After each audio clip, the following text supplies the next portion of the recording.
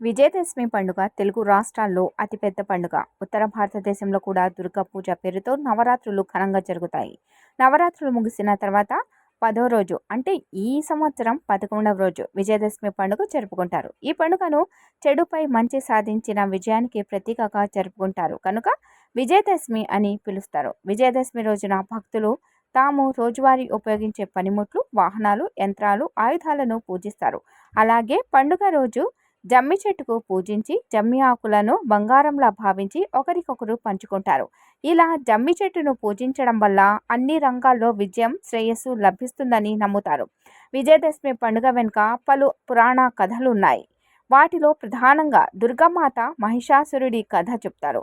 అదేంటంటే మహిషాసురుడు అనగానే రాక్షసుడు తన తపోశక్తితో బ్రహ్మదేవుని నుంచి ఓ వరం పొందుతాడు. అదేంటంటే తాను ఏ పురుషుడి చేతిలో మరణం పొందకూడదని వరం పొందుతాడు. ఈ వరం పొందాక అతను దేవతలను వేధిస్తుంటాడు.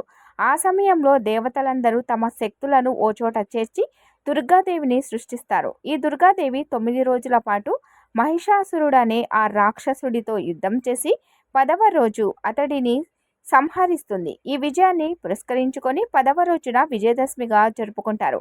అయితే మరొక ముఖ్యమైన కథ ఇదేంటంటే శ్రీరాముడు సీతాదేవిని అపహరించిన రావణునితో యుద్ధం చేసి 10వ రోజున రావణాసుడిని అంతమొందించిన విజయం సాధించాడు. ఈ సంఘటన కూడా విజయదశమి పండుగ ఘనంగా నిర్వహించుకోవడానికి ప్రధాన కారణంగా చెప్తారు.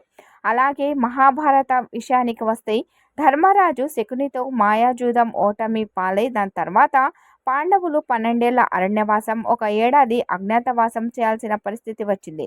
అరణ్యవాసం ముగించుకొని తిరిగి ఏడాది తర్వాత జమ్మి చెట్టుపై ఉన్న తమ ఆయుధాలను తీసుకున్న పాండవులు కురుక్షేత్ర యుద్ధంలో విజయం సాధించారు. మరో ప్రసక్తి ఈ విధంగా పురాణాల ప్రకారం దసరాకి కొన్ని ప్రత్యేకతలు ఉన్నట్లు తెలుస్తుంది.